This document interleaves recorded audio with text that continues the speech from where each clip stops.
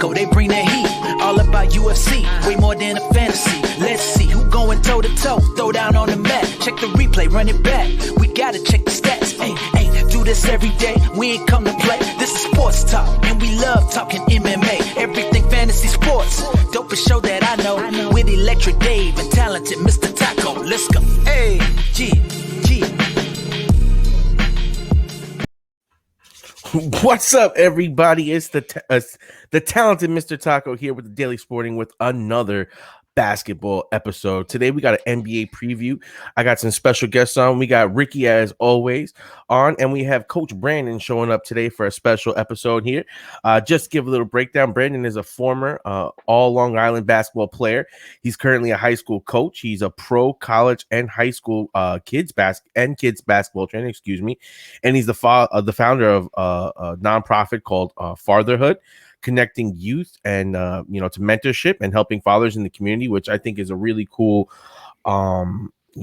endeavor to be venturing in. I've done a little nonprofit work, and it's great work. And just before we get started in that, I would just like you to just break down a little bit about what you do with that for the fans. Okay, that's great. It's actually something that I really want to talk about. I'm really passionate about. So I actually started out in nonprofit. Like, that's how I started working. I'm an accountant, and it was cool. It's great. Like, as an accountant, money. It wasn't great for the money, but it was great for the the cause of helping people. So a little bit about me personally. Last year in April, I lost my dad to COVID, unfortunately. And one of the things I went through was like, what do I do? I don't have a dad. Who do I call? Like, if something breaks, who do I call? If something's going wrong, he was always there. So I thought about, like, what about kids who didn't make it to 30 something and lose their dad? What about kids who are like 3 and don't have a dad, or 4 and 5? Like, little things you don't know. Like, tying a tie is something extreme, but I mean little stuff. Like, little stuff I teach my son that I'm like, wow, if you didn't have a dad, like, how would you know this? So I decided to start this nonprofit organization, and I called it Fatherhood, which is like, a play on words, fatherhood and fartherhood, like father to neighborhood. What I'm trying to do is just promote fatherhood amongst, people in the neighborhood, get kids to come out, meet people who may not be like, it might not be their dad, it might not be their uncle, it might just be somebody that come to the park and play ball with, and they just know, because that's what happened with me. I went to the park, I played ball with a bunch of people, and I made it out of where I was. I had my dad in my life, luckily, but some guys don't. So, I've been doing this nonprofit thing for maybe a month or two, and we got some events. Today was the first time we did like 2 to 4. We do a little clinic with the kids for an hour. We have the other dads come and you play pickup just to get the kids in the park and be around people who are like positive mentors. So I'm really passionate about that. And thanks for actually asking me about it. I have a website, fatherhood.org. You guys can check it out. We're trying to start an AU basketball program to get the kids, get them playing and get them out to see different things. And basketball took me different places in my life. So why not try to help somebody else do that? So Absolutely, bro. And to me, I feel like that's like one of the best things you could see going on in the community is that when people see like a need or like a place where they have a pain point, and they're like, how can I help make that better for other people that may not have it as good as me? And like, to me, I always have so much admiration and respect for people like that definitely it became one of the things I did want to touch on, just because it's such a great purpose. And we're definitely going to do things to help promote you out here as well, because right now we're all from Long Island. My boys out there in Vegas, but we all support that movement, and we're definitely about it. And like I said, I had a little time working for a nonprofit, so you definitely see it. This is not about the money; it's really about the passion, and it's about what you care, what you feel about what you can do for the community, and for just that one person, that one kid that when you see it in their face, it changes you forever. So that's all it takes, man. That's why I still coach the game. You get one kid that goes and they're good and they go pro and they help their family. It's the most amazing feeling you ever feel, helping somebody else. Yep. So definitely want that sounds really good. That sounds really good. Just want to say that's actually great to hear. And also my condolences for your father. Thank you. But yeah, sports is a great it's a great outlet for kids, for anybody, but especially kids that don't, like you said, growing up might not have anything. Sports to me is that's why you love sports, not just because of the stars. It's really it's really a kid's game, and we all love it. That's basically it. That's right. It gets you through so much stuff, man. And shout out to JC. Here's our boy repping us for fantasy basketball season all year. I didn't retire, bro. I just transitioned. You know what I mean? Now we get in a playoff mode where I can do the DFS stuff. I can actually talk basketball instead of like, well, this guy's minutes are so good that I think he can get enough rebounds to be good. Nah, I want to be able to talk. You're reading a basketball. spreadsheet. Spreadsheets don't count. That's daily fantasy. Spreadsheet guys. Exactly. So now we can actually talk some real ball and get into some of the good stuff that we have coming this NBA season. And just right off the bat, I think that the one question that I want to start off with, because I feel like it's so polarizing, and I think it's one of the biggest highlights of the season, but it kind of gets overshadowed because of the play, and that's Russell Westbrook. Russell Westbrook right now I feel like he's playing on an all-time level. He's putting up, it's like his third season where he's averaged a triple-double. You know, we don't see anyone averaging a triple-double. To do it 3 years for full seasons is quite remarkable. But I know a lot of people see two sides of the coin in that. Some see him as an all-time great where he has to go down as one of the best players that ever played. And other guys look at him like he's a ball-hungry, shot hog that doesn't really get people involved, and that limits his upside in the all-time ranking. So, I'll start it off with I'll start with you, Brandon, because I already know a little bit of Ricky's opinion on this, but we'll get some fresh air on this, and then we'll go to Ricky. But what's your thoughts right now on Russell Westbrook and where he is? This is a funny one because I we all have the group chat, there's fantasy basketball, whatever it is, and you go back and forth, right? I always have this fight because I'm a coach, so it's like Westbrook gets triple doubles. Yes, triple doubles help teams win, right? Some guys, you could say it's a selfish triple-double, right? Where I'm getting assists only because I'm trying to score and everybody came to me, so I just hand you the ball. There's an assist, right? My thing with Westbrook is two parts. I love him because he plays so hard. I don't think anybody plays harder than that guy. Like, he's going hard 100% the whole time. But he just doesn't know how to close it. And if he knew how to close it, I think it would make his greatness go to another level. Like, he makes a triple-double, and then it's like the end of the game, the last possession, you shoot a step-back three. Russell, that's not your game. Like, yeah, that's not what you do. So I do think he's an all-time great. I think his legacy is up there. Do I think he's going to be like a top 5 point guard all time? No. Do I think he's the best point guard in the league? No.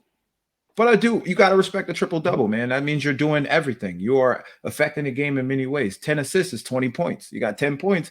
10 points plus 10 assists, you got 30 for the team. And then you throw in some rebounds. But his rebounds are kind of selfish. So, yeah, I mean, ahead, Russell, I've always liked Russell. I said 5-6 years ago I would have liked him on the Knicks, right? I know a lot of people don't like his shooting. That's one of the biggest things, right? I think his career is like 43% or something. And 30 from the 3-point line or something like that. So, look, I personally like him. I love the hustle. Dude, it's not easy to get those rebounds. Like, to me, those are the biggest things. Like, when he gets 15, 20, do you know how much energy that is to get those rebounds and then score, whether it's 15 points or whatever? Right. So, to me, I like that. But is he a top all point guard? No. Do I put him in the top 10? Yeah. Yeah, I agree. I agree. Top 10, not top 5. Someone that has a triple-double, not top 5, top 10, yeah. You want to say 10? Probably so. Okay. I would say definitely top 10. I don't consider him top 5. Definitely don't consider what Brooks said top 2. So to me, that's absurd. He's not that. Crazy. Again, one of the big things is that he doesn't win. So that's that's the thing about him too. Like they knock him because he's not winning, but I mean he's played around players too. He's had players exactly. Yeah, guys that you could win with, and he hasn't won. Right. So obviously there's something that's not clicking in the team part of the game. And I'll be honest with you, I was one of the loudest. Like I'm personally, KD is like my favorite player. Like when I watch him play, I'm like, this guy can score from anywhere and do everything. But when I watched him with Westbrook, and like you were watching that game when the Warriors came back and they took that down 3-1, came back and beat them.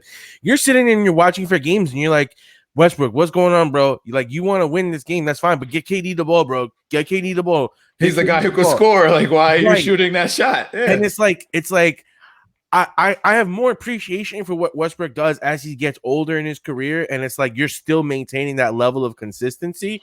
But I definitely agree with you. You can't put him in that top echelon. But then I guess to round out the Westbrook question, can you consider him like a top 30 player of all time? that list. 30 player. 30. Yeah, because we're if talking you're all top positions. 10, I guess if you're so I mean, if you're top 10 in your I position, you but could if be you're top 10 in 30. point guard. It could be 6 or 7 could at be, point yeah. guard. If You you're can make top 10 that in your 30. I would say yeah, because I think that's the question, because I'll use the term all-time great with him, and some people will be like, yeah, some people will be no, but if you're a top 30 player in the history of playing the game, I think you're pretty much cemented yourself as, a legend. You may not be like an all-time great, but you're like that one level below, like you're like right below the LeBrons and the Jordans and the Birds and all those type of guys. You're like that a tier or two, so right he's below that guy. Third team all time at point guard, because I feel like if he's third team all time, I give him that maybe. Yeah, point like guard, something like that, like something in that range. Even if you put him like as a combo guard, because I think when you look at the way they play the game now, like if you just put him in the backcourt, like with another good backcourt guy, I think it becomes dynamic, because he's like you say, he could rebound, he could pass, he could take it to the basket. You put him with a shooter, and I think that's why we thought the Bradley Beal pairing would be so great, because they should complement each other. But it's working somewhat. You're right. Somewhat working. You're right. I mean, yeah. I think that sets up a great question now. So the Wizards have been on fire. Like, as we see in the last 10, they're 6-4. They pushed up to the 8 seed. Right now they're set up to face the Celtics with that 7-8 playing game to see who gets the 7 seed. Yeah. So my question is twofold. One, who wins that game between the Celtics and the Wizards? And two, if you're the Wizards, because we're going to keep looking at it from this Wizard perspective, because we got Russell Westbrook going on, who would you rather play, the Nets or the 76ers? That's a tough question. Yeah, you want me to go first, Ricky? You want to go on that one? Okay, so look, who I think is going to win, and that's a tough thing. The only reason I say is because the Celtics have looked bad, right? Yep. And they have injuries. Like the whole B squad was playing against the Knicks today, right? So I'm not really sure. It really depends on the health. If you're telling me a healthy Celtics, but they've been playing bad, man. You know what? I'm gonna go with Washington. I'm gonna go that Russell Westbrook pulls out this win. And then second part is who, if you're the Wizards, who would you rather face, the Sixers or the Nets? It's gonna be the same result. They're gonna. I mean, I would say Philly. I would say Philly either way, because if I'm any team, I don't want to face the Nets. 3-headed monster, they're all healthy, all play. I don't. To me, they're the clear favorite to win. Yeah, to me again, that's the clear favorite. But anyway. That's a different topic, but yeah, no, I'd rather face Philly. I'd rather take my chances with Philadelphia. So I'll answer this two parts. Like, so that 7-8 is so tough to pick. Like, right, like Celtics at 36-36, the Wizards at 34-38. Like, it's right there. They got Westbrook, they got Bradley Beal, but they got Jason Tatum, they got Marcus Smart. But they don't have Brown for the series, so that's the big one. Brown's out for the rest of the season. That's big. Fournier has been playing better.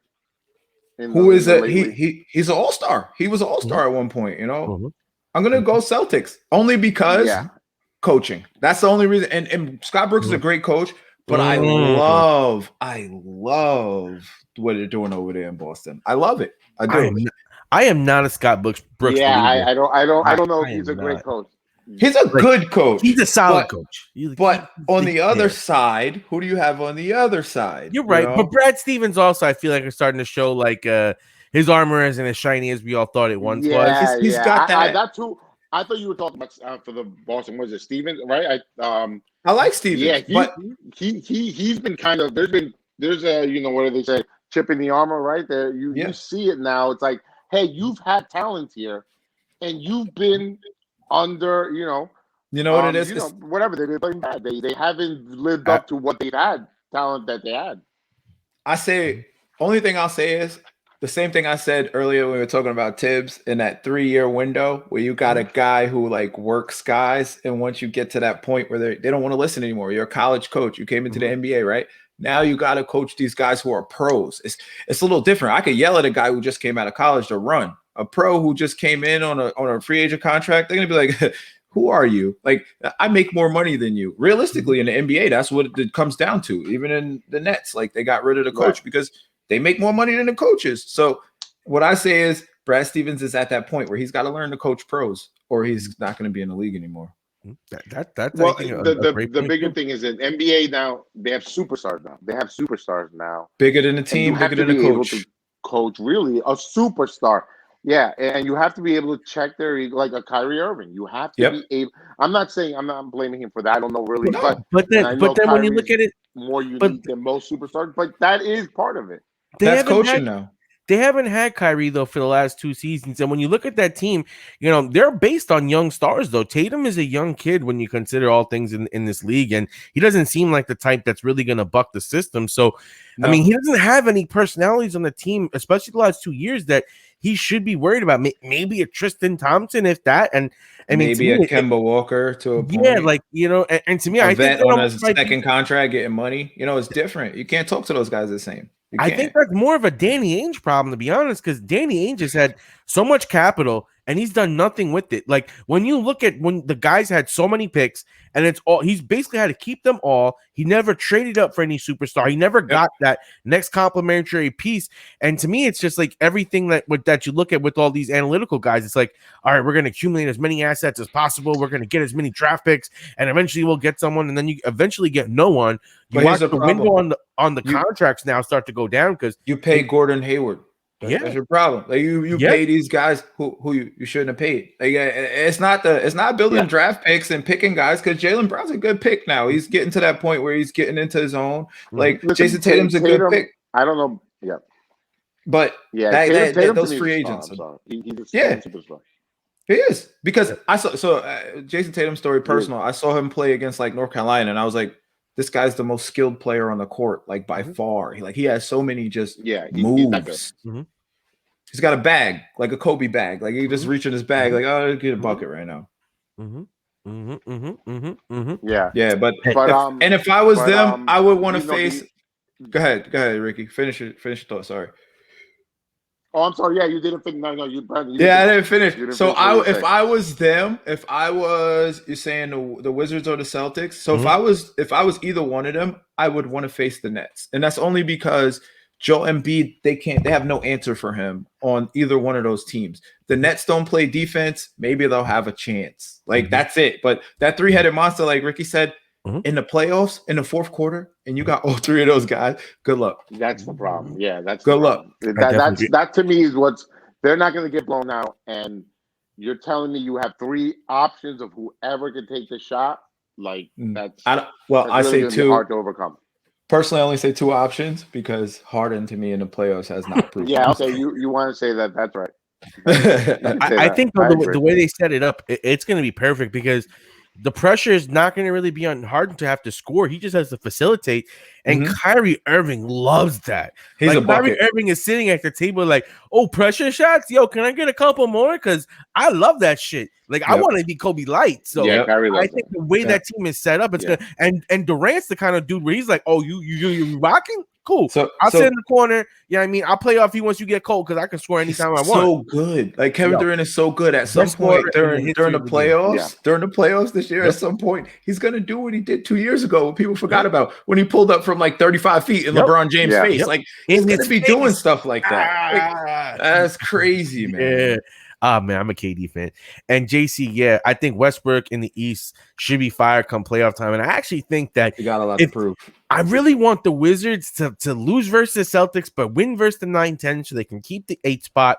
I think Wizards 76ers in the first round becomes super interesting because Westbrook and Simmons, I feel like, could match up so well where they'll negate each other. Neither one of them could shoot the ball. Yep. And then you could probably see Beal outscoring Harris. And then it comes down to, can you contain Embiid just enough to win the game? Can you get more than Embiid? Here's how you stop Embiid. You ready?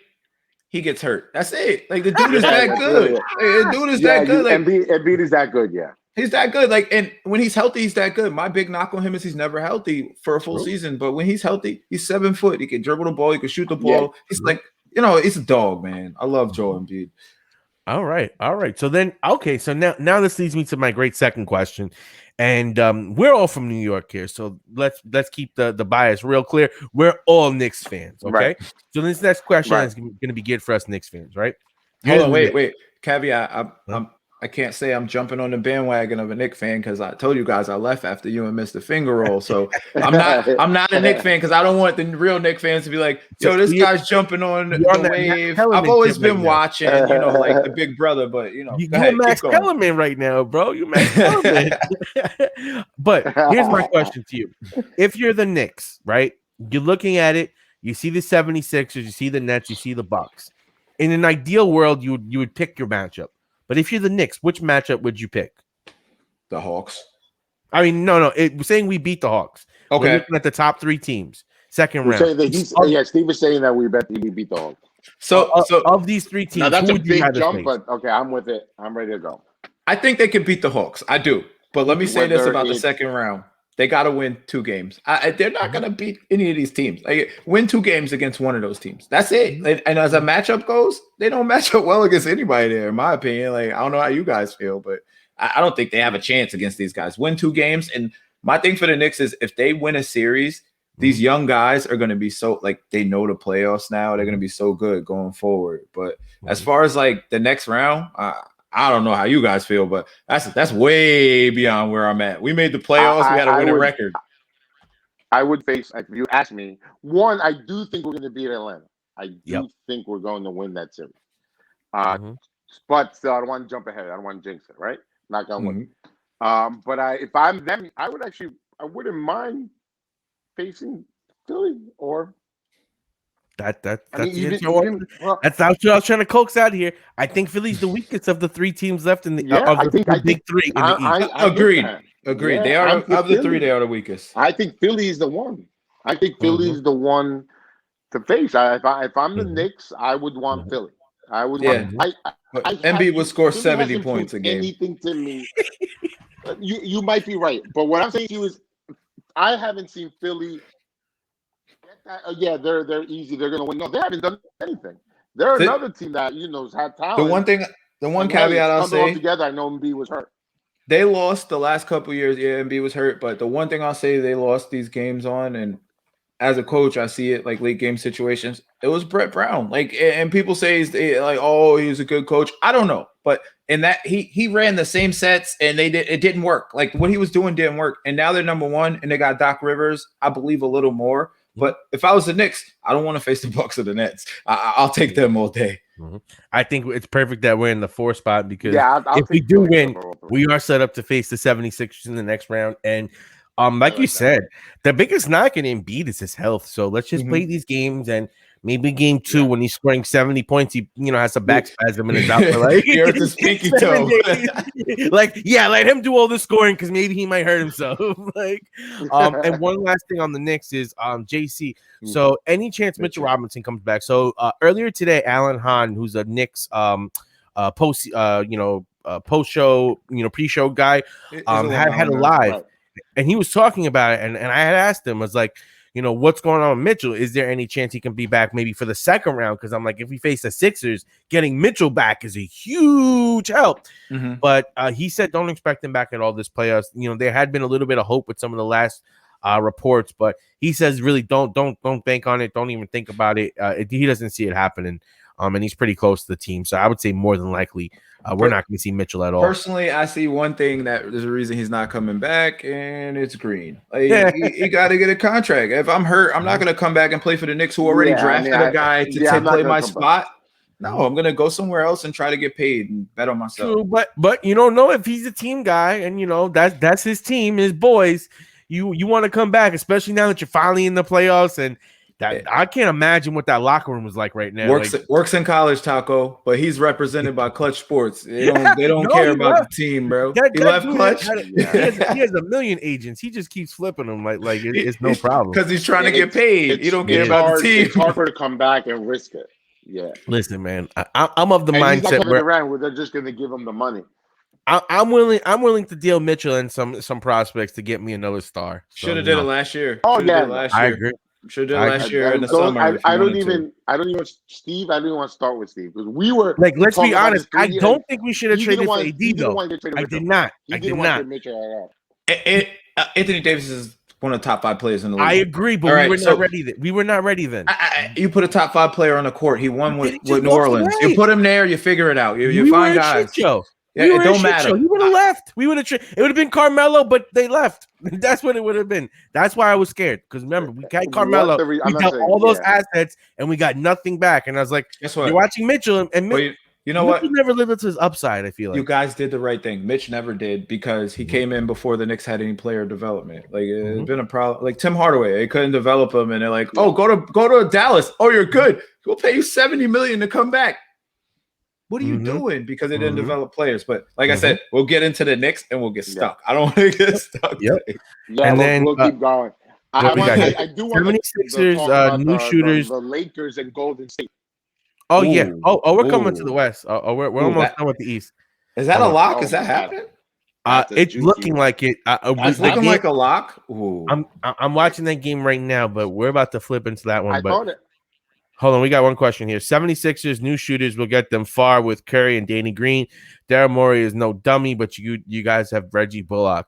Yeah, I definitely agree that 76ers have a couple of good shooters that they got to go along with it to space the floor. I think Tobias Harris is a really underrated player who's the most efficient scorer who can get that big time bucket that I think they're gonna need, because when you need to create a shot, you can't trust Ben Simmons. Where's Tobias from? Just to not to cut you off. He's a Long Island kid, right? He's a Long Island guy, but go ahead. Yeah. Keep going. Long Island. And then one other kid that I really like is Tyrese Maxey, who came out of Kentucky. Yeah, He's a scorer who in the playoffs he can get hot. He was a guy that the Knicks liked more than IQ, and they thought that they were gonna have to get him around the 8th pick, but OB ended up falling, and they had their eyes on IQ, so it ended up working out great.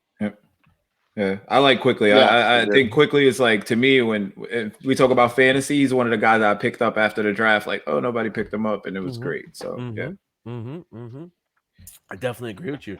But okay, so then I think the last question that we have for the East here is, who do you have winning the East? Like, there's a lot of teams here that I think are in contention. It's really Bucks, Nets, and 76ers, maybe the Heat if you're feeling lucky.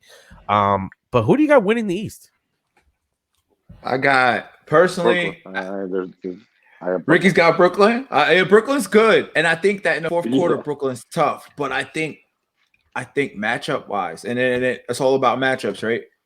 They don't match up well against the Bucks, man. I love Drew Holiday. He's the kind of guy who will watch a tape on you and be like, "Oh, I thought you were gonna do this because I saw you do this 10 times on tape the last hour ago when I was watching tape on you." And he's the kind of guy who's gonna lock up one of those guys like a Kyrie, right? And then you get Giannis and Kevin Durant. What? They both get 40, right? I think Harden's gonna poop the bed like he's been doing, man. I really do, and I think that Milwaukee wins it. No, they go to the so finals. first, Kyrie's not getting locked up. He's not getting locked. Okay, we won't say locked up, right? So we'll say he's contained. He's gonna get contained. 20-something. He's gonna get 20-something, 30 points. Yep, That's what he gets Kyrie's 20. doing. Okay, and then you got Durant gonna get another 25, 30, 40. Yeah, and you got Giannis and Durant. I think they Harden, cancel each other out. Harden on a bad night, even the playoffs, is going to hit 19, 20 points just out of pure. There's one guy that you guys are all forgetting. But Drew Holiday, I think, changes the game. But go ahead, Taco.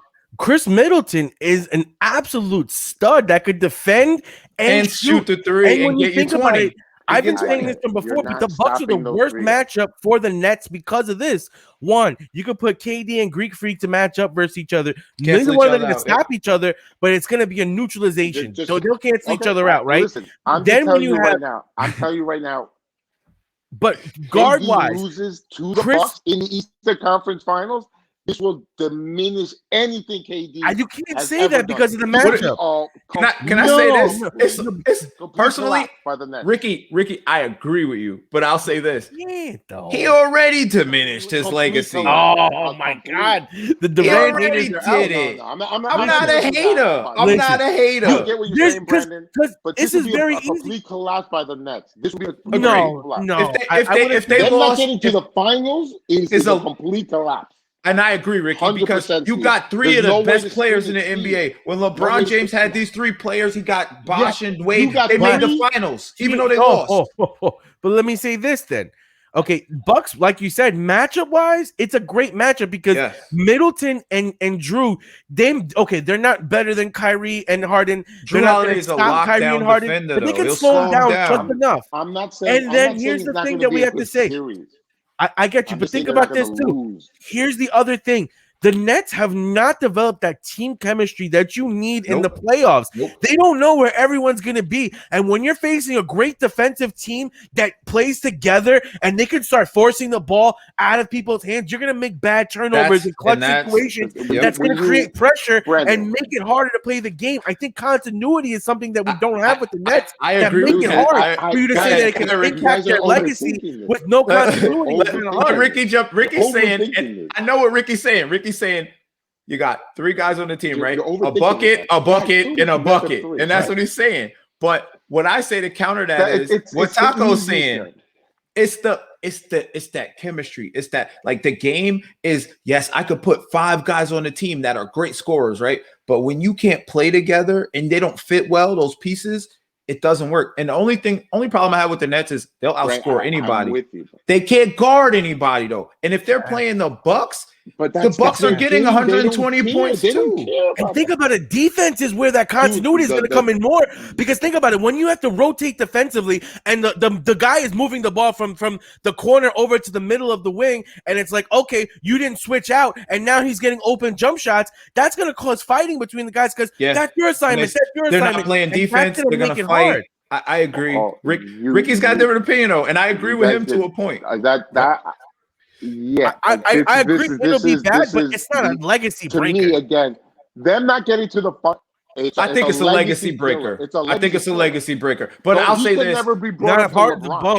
His legacy already took a hit. It took two hits. And Taco, if you're a fan, you got to be real. I love KD. He's a great player. I think he's the best scorer to ever play basketball. Like, he's almost 7 feet to score from anywhere on the floor. He just followed LeBron's blueprint. But no, I don't agree with that because he was down 3-1 to the Warriors, and then he went to the Warriors. And I didn't knock him for that. I was like, yo, bro, like, LeBron did it because everybody in the media, which kind of is what we are right now, right? We said, you got to win chips. You got to win chips. And he went and did it. So, but this move and making them get Harden, if you don't win, I don't want to hear it. Yeah. I don't want to hear Kevin Durant anything. To me, it's championship or bust.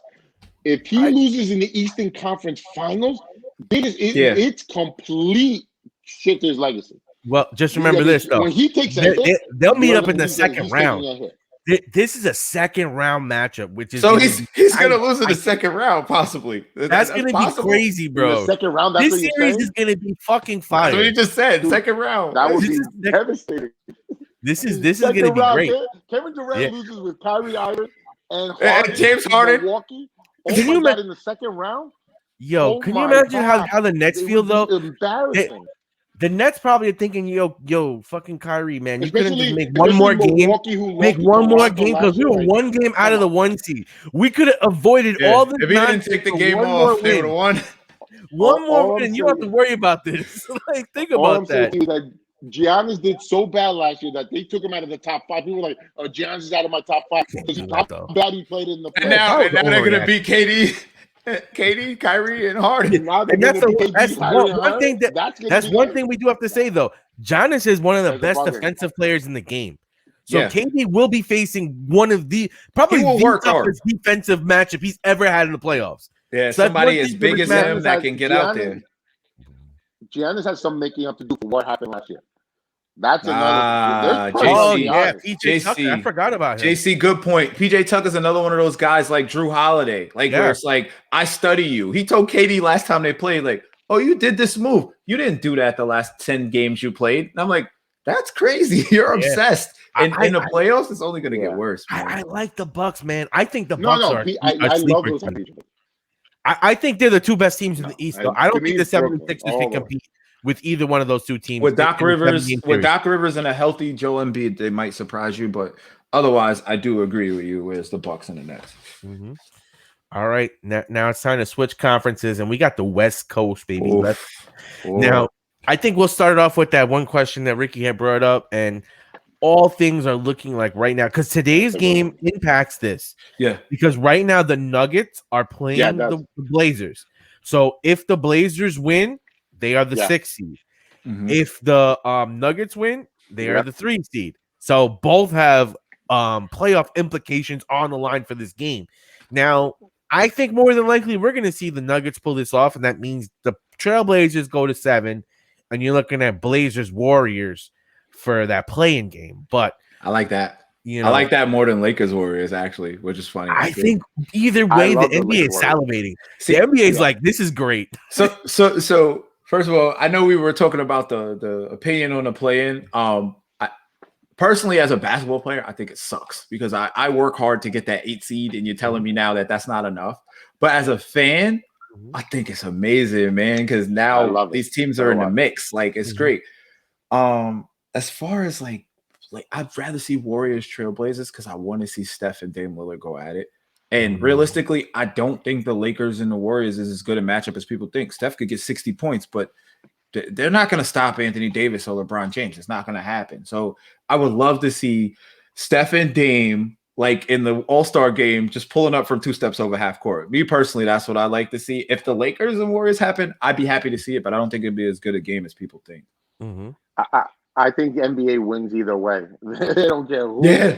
They can play the angle of Dame versus Curry, or hey, Curry, versus LBJ.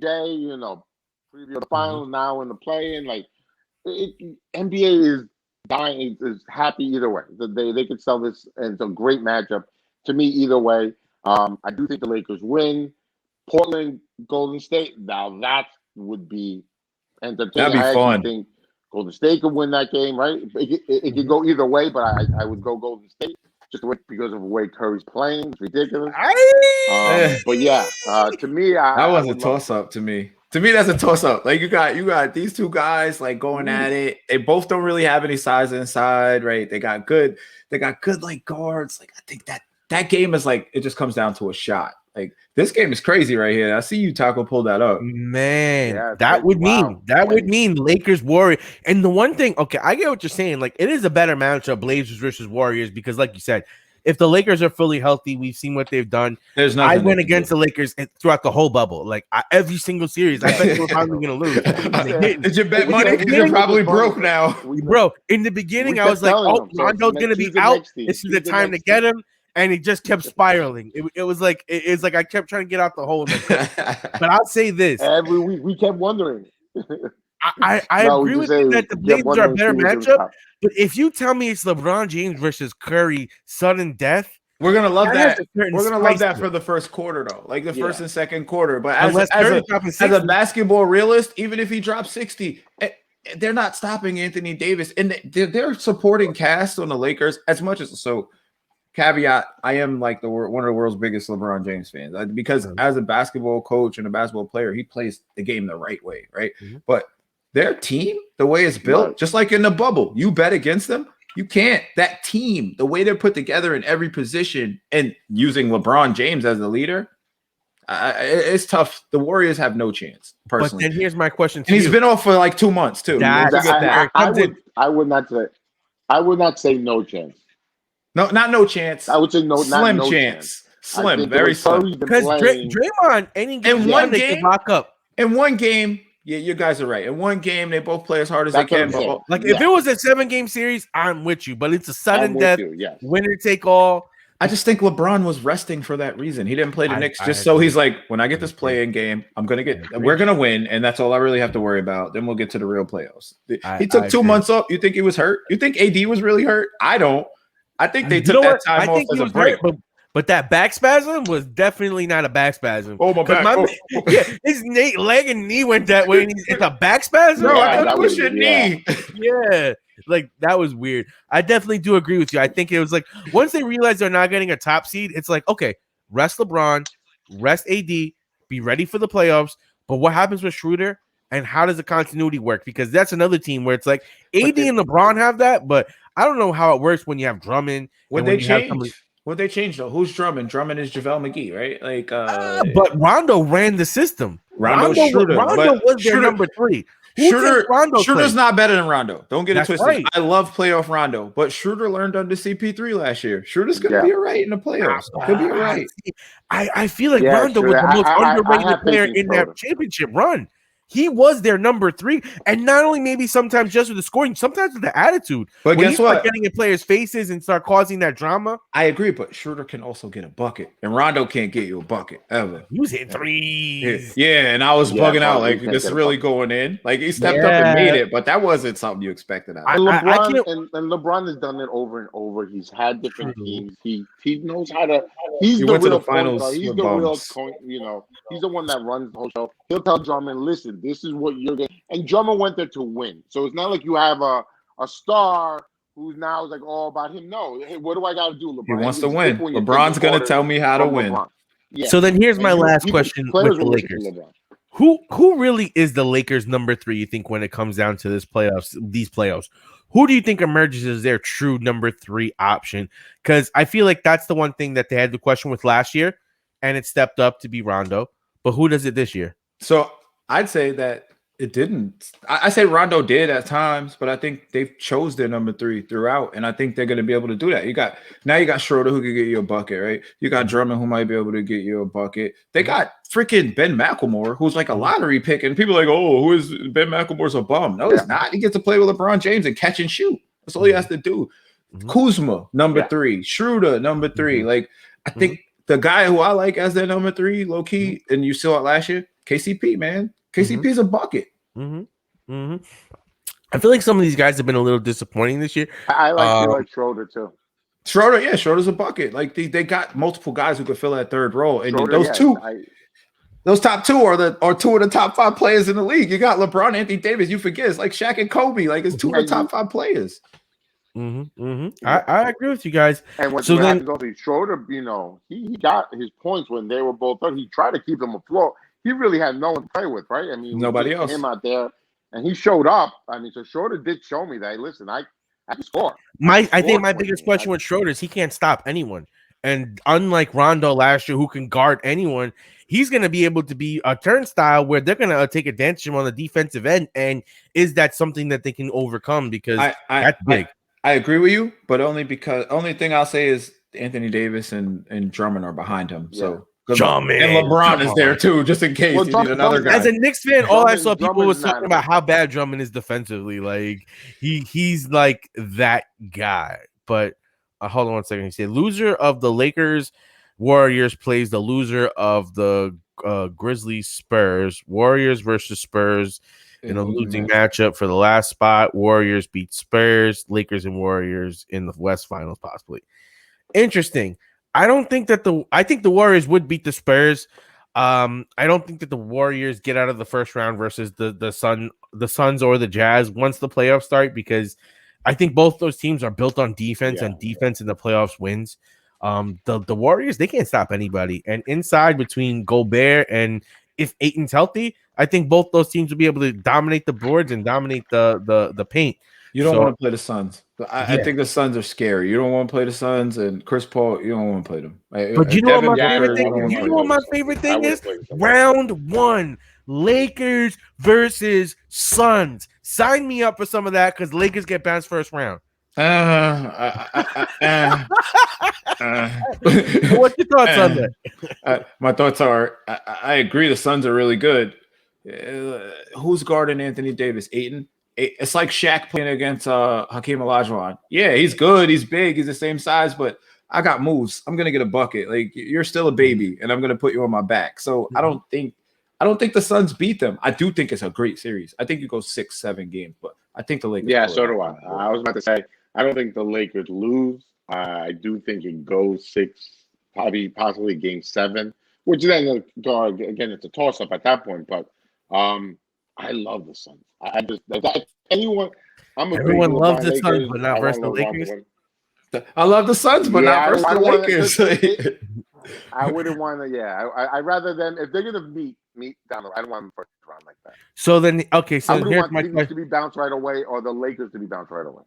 Now, okay. So then here's the next question: What would the Suns have to do then to beat the Lakers? Because I feel like the Suns have been a great team. You have Booker and Paul playing like MVP type candidates who can score, who can distribute to their teammates. Where, yeah, Ayton may not be able to hold down AD, but who's holding down both Booker and Paul? One of them is going to be able to run free. So, matchup wise, stylistically, they're kind of like opposite. LA has a couple more bigs, a couple more guards. You're looking at with the Suns. For them to win, sign another top 5 player. Like, you gotta play LeBron and Anthony Davis. Like, come on, like it's impossible. Like, I get it. Like, they're good. They can't win that series. I don't think. I think they'll make it good, like we said, but I don't think they win it. It's crazy to say, but it would be to take Booker to another level. To get to another level, have to score 70. Like he would have to average like 50 plus 35, 30, 40 points. I'm talking about realistically that 40 points a game. Like, he would have to really take over. Chris is gonna run the show, but he would have to step up to that point of level of, hey, this like no one can fucking stop me. It's not impossible. I'm just gonna score buckets. It's not impossible. Dude scored 70 plus points. It was his first year, second year in the league, so he can do it. But to do it night in and night out for 7 games, right? That's what it's going to take. It's going to take Booker to be that way for the whole series. And I'm going to keep my consistency from year to year. I have the Lakers losing in 7 to whoever they face in the first round, whether it be the Sun or the Jazz. I'm just taking that team in 7. You still mad about the decision? Sound like over there, man. Yeah, man. It's whoever they're facing in 7. That's my prediction. But I think the next real question that we have here is, I know everyone looks at the Lakers because in order to be the champ, you have to beat the champ. You got to beat. Yep. So until they lose, they are pretty much what we consider the favorites, even though they are the 7-8 seeds, because they are, like you said, 2 of the top best 5 players in the game. They're coming off a championship. They were dominant last year in the bubble. So if you think they get some of that magic back this year, it's hard to think that many teams will beat them other than maybe a Nets. But who do you have as the number 2 and number 3 teams in the Western Conference? And I'd like you to actually power rank them. So that being your number 2 and that being your number 3. But who do you have? I personally, I'll go first. To me, it's between the Clippers and the Nuggets, and it's whoever wins that game will be that power ranking. But I think both those 2 teams, I trust them in the playoffs. One, Michael Porter Jr. for the Nuggets right now has finally transcended, and it's what we were hoping that he would do last year versus the Lakers. But now we're finally getting that, and the way that Jokic is playing, Nuggets are going to be a tough out. And the Clippers, I'm going to keep talking about playoff Rondo because playoff Rondo is real. And they did not have a point guard. And if you're telling me that Kawhi has to initiate the offense, I don't like it. But if Kawhi can just do his thing and, isolate when he wants to isolate, go on the corner to hit those open threes when they attack the lane, let PG take over when he needs to. But when they need to get a bucket. PG take over. We're talking about the playoffs. Sorry, I didn't mean to cut you off. Oh, man. I think PG blows up this year. He spent all offseason working on it. And I'm with PG this year. I think he's going to do it. But for me, it's the Nuggets and the Clippers. And again, my order for them is whoever wins that series is the biggest threat. But who do you guys got? To me, I have one. PG can't call himself what he calls him playoff P. Pandemic P. It's coming, baby. Pandemic P. So all right. So hopefully he doesn't. But I have Denver over the Clippers. My third is just because I like them is Phoenix, just because I would love them to go. But to me, the Denver Nuggets are a real threat to the Lakers. That's the team that could beat them. I don't know why I don't love Utah like that, but I should, to be honest with you, because they have a lot of great players going on that team. But to me, it's the Denver Nuggets. I just love the way they did Jokic, MVP. That whole team hasn't missed a step, even with Jamal Murray out. I'd say 2 Nuggets right behind the Lakers. They're good. They're great, man. I mean, last year they were right there. I don't think they can beat the Lakers. I think they're a threat, but I think that matchup, that Anthony Davis-Jokic matchup, changes things, and that's what changed things in the playoffs. He got him in foul trouble. It kind of changed things in the bubble. Right. As far as 3 is a tough one, but I like the Jazz only because their team is put together well. Like as far as like pieces in the right spot, they got defense. Donovan Mitchell's coming into his own to the point where he's going to be getting 20 and 30 in the playoffs, and now you got a solid point guard there who can help him. I like them as third, but them and the Suns to me are like they're even. They're even to me in my mind. Yeah, so I like the Suns there. And then I think two teams that I really didn't hear either one of you guys talk about were Clippers and Mavericks. What's the expectation for those two teams? Because I feel like they're fan favorite teams, especially because they have players that everyone loves. Luka is a walking bucket. In any series, he's a threat. But what do you guys think about those two teams?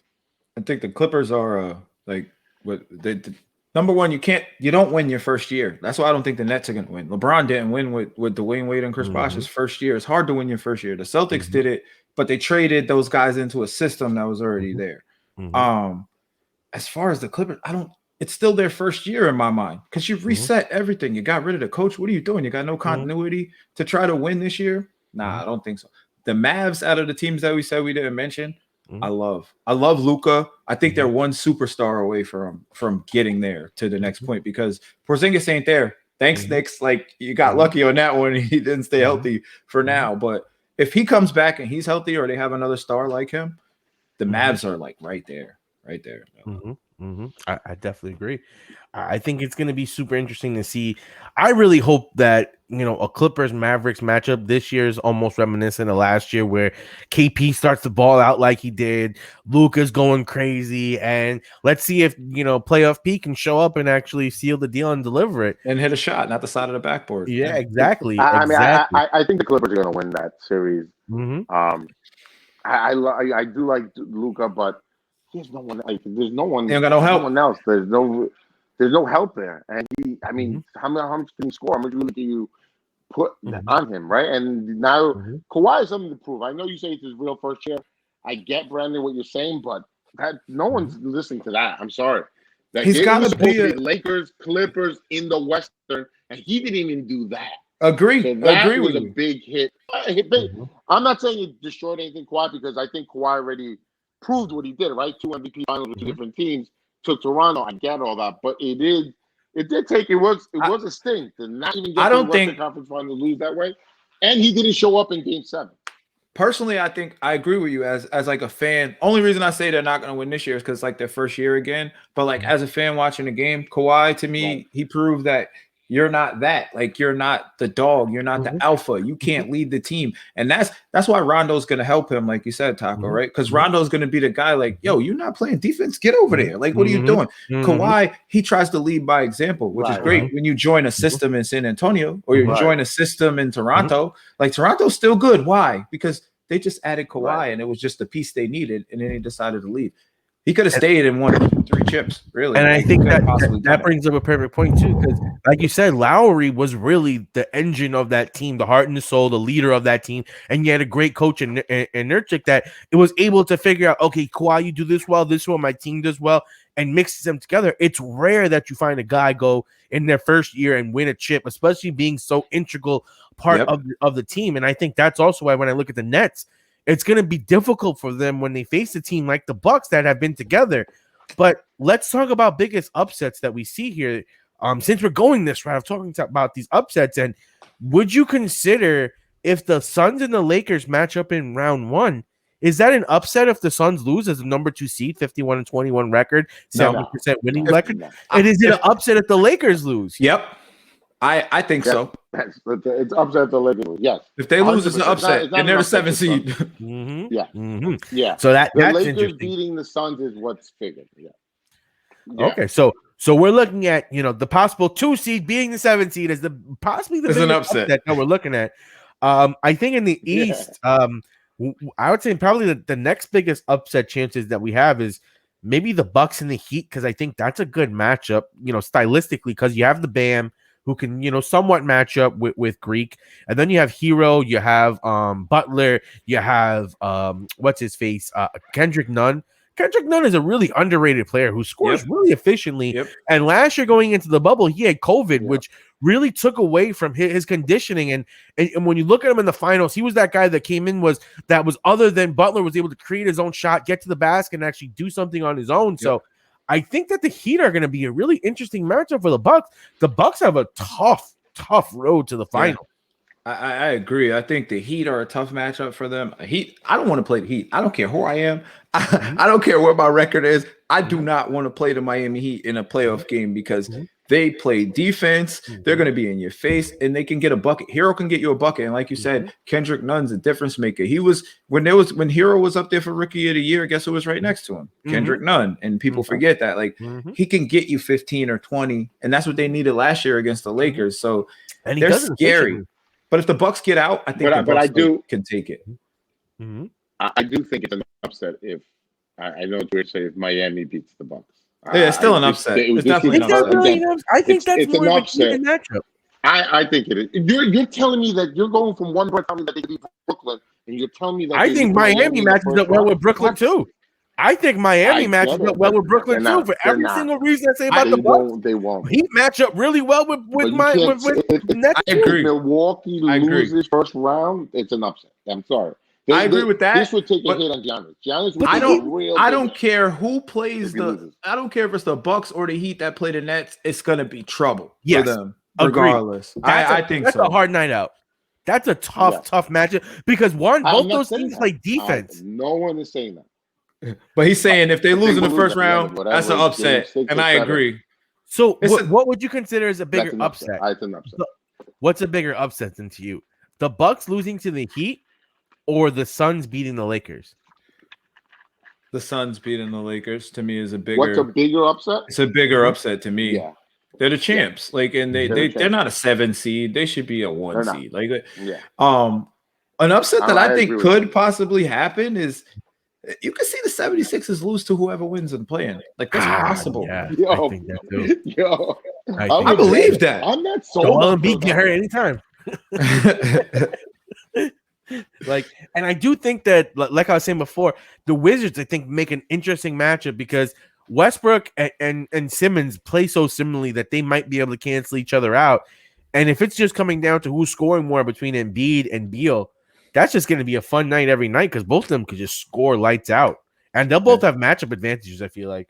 So are the Hornets? The Hornets are out of the play-in, right? They are the 10 seed, so they'll have to beat the Pacers, and then once they do that, they'll face the loser of the Celtics and the Wizards for the 8 seed.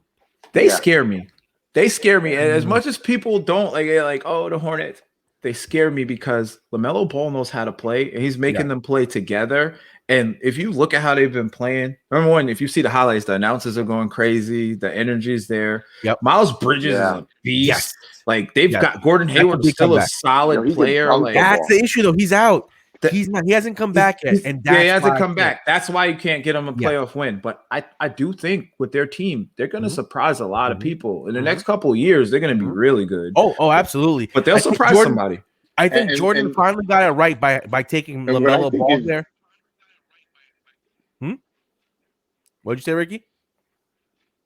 Well, I'm sorry, I didn't hear you. What did they say? No, I was listening to you. Yeah, I think Michael finally got it right with the LaMelo Ball pick because we know they were kind of like iffy on him. They might have taken someone else, but it's the perfect fit for them. You gotta take that kid. Beautiful. That kid was the best player in the draft, and a lot of people denied it. Like, it's Lonzo Ball's little brother, blah blah. He's gonna make Lonzo Ball better for number one because now he's gonna be like, my little brother can do this. I can be better. And number two, the kid been playing with pros since he was 14, 15. If Lonzo's guarding me in my backyard, and he's one of the best players in the NBA, I'm gonna be okay. I'll tell you. I do think that happened. I do think that happened with LaMelo. It's his name. I think there was a lot of bad people, like you said, denying. Like I didn't believe. I was hearing everyone. A lot of people. They weren't watching the game. They saw the outside. But he's clear cut. What Lonzo's supposed to be with that pick, he is clearly that's him. He is. But, I'll say he's this above though. Lonzo at this point. I mean, Anthony Edwards, for nothing, is looking like he ain't gonna be no slouch either. That boy got some ups, and he can take it to the rack. I like one thing I'll say to go back to the Lonzo LaMelo thing is the only difference I see between those two guys is confidence. Personally, I think Lonzo's got the same game, just as good, not as flashy. He's just not as confident. He's a better shooter. Lonzo's a better shooter than LaMelo right now. But LaMelo is confident enough to take that shot when he has to. And Lonzo's not. LaMelo and LaMelo would score at any time. You're like, hey, I can get to the bucket. I could do this in my sleep. LaMelo has that. Where Lonzo, I you think see it also now the thing LaMelo progressing has, like after a Lonzo few came years, in like, as this flashy player, but LaMelo is the flashy player. Like the way LaMelo makes his moves, it's like he may not be the best, but when he makes a play, you're like, This is the NBA at the end of the Yep. day. It's the entertainment league, Yep. you know. It's like So, Zion. Zion has all the talent in the world, but he hasn't put it together yet. But everyone loves him because of the dunks and because of this. The guy has to get a jumper before he could be considered an elite player. I'm a big Duke fan, and like Zion went to Duke. Great, Zion was like this big celebrity, this big thing that coming out of high school. And I think basketball, when you get to a certain point, it's like athletics don't get you over anymore. Like dunking on people, I can run and jump and dunk, do that for 82 games now. You can't. And the way his body's built, 82 games of dunking on people like that. If he changes his game, he'll be a stud. But if he don't, it's just going to be another one just go by the wayside getting injured. And then we got one more question. That's the problem. He gets injured. Who will win? Pacers versus Hornets. Would be nice if the Celtics don't. I think that'd be awesome. I'd love to put the Hornets in. The Pacers right now. First of all, the Pacers got an amazing deal by trading Oladipo to get Karis LeVert. Whatever they had to do to get in that deal to finagle LeVert out and Depot in, the Rockets are fucking morons. It's called. You could have had Allen. It's a salary dump, though. You could have got rid of him. It's a salary dump. They took that deal of a salary. They wanted to get rid of Karis LeVert's salary, who is actually a really good player. That's what I'm saying, though. It's like the Nets were dumb. LeVert. Like that superstar thing. And then think about this: LeVert and Sabonis. I think that's a dynamic duo that's really underrated. And Sabonis is so hot right now.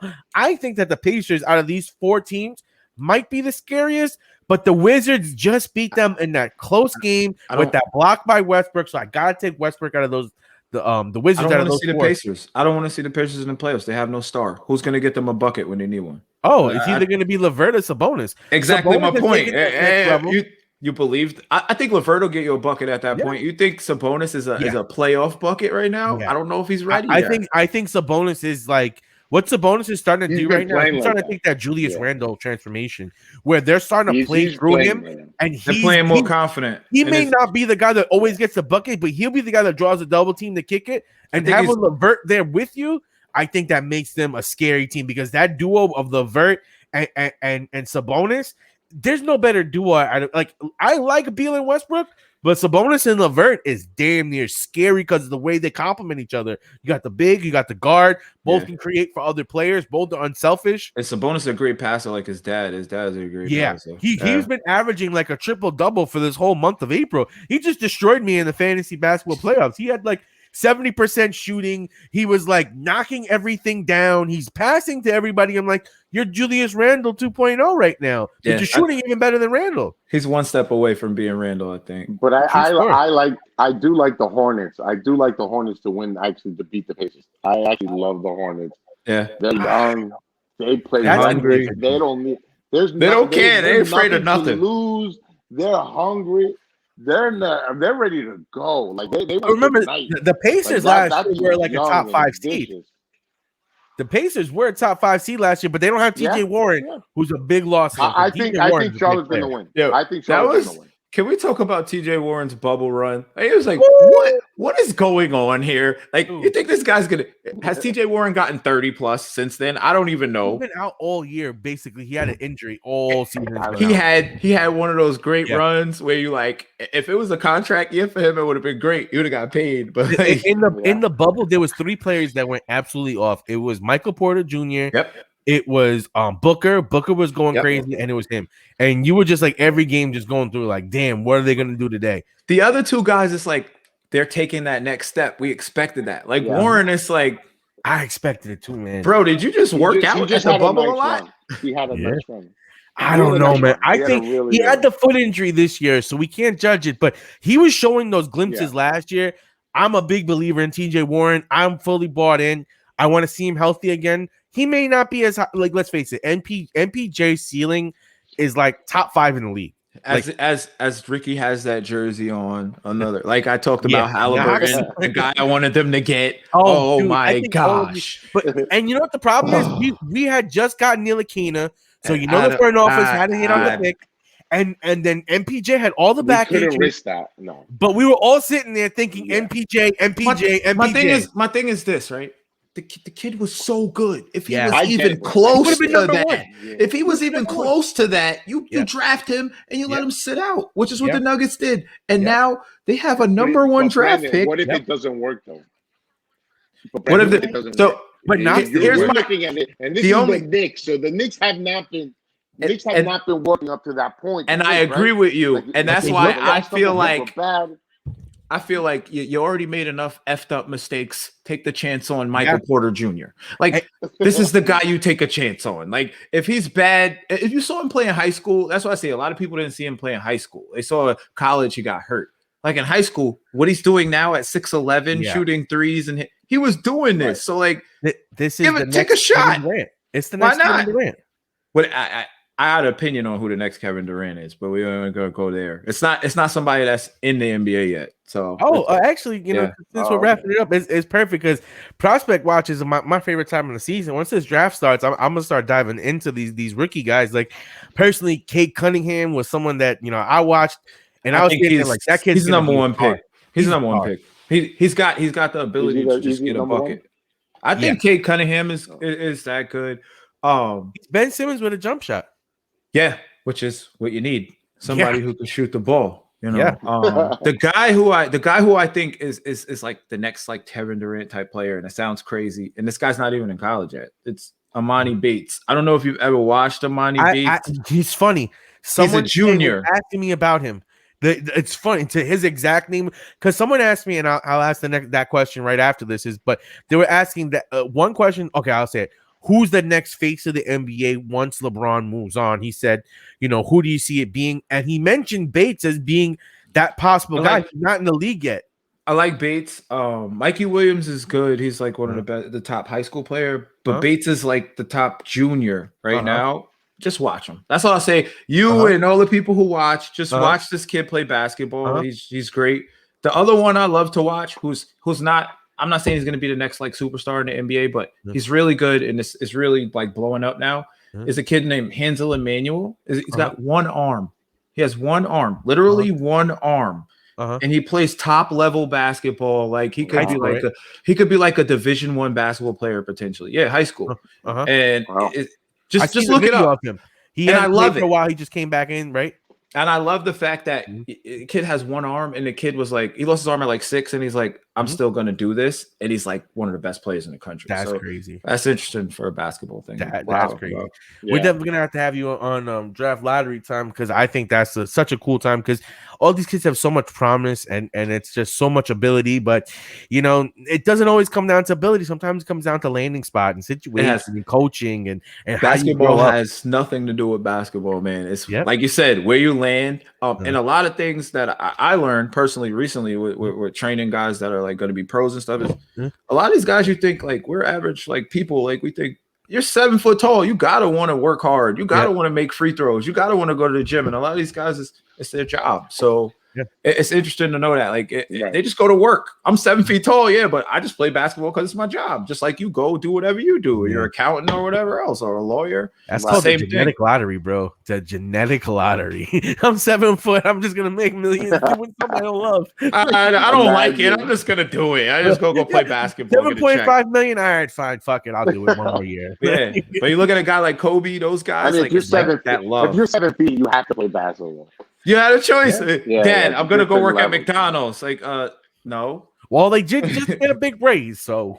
All right, guys. I think this was amazing. I had a great time. NBA playoffs. I mean, the play-ins is going to start on Tuesday. So Tuesday and Wednesday, we're going to get our first taste of action. Next weekend is when the real games kick off for actual playoff implications and all the good stuff. So we'll definitely be coming with more coverage for you as we get deeper into the season. Brandon, we definitely love to have you on for more conversations as we get through this playoff run.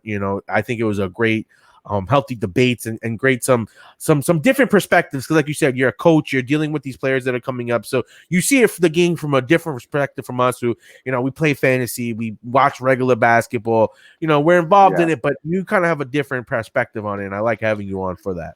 great. I mean, I appreciate it. I mean, thanks to you guys for having me on. This is fun. Like I said, Rocco, Ricky, we can sit here for 2-3 hours and talk. Bro. It don't have to be a podcast. I love the game, you know. Bro.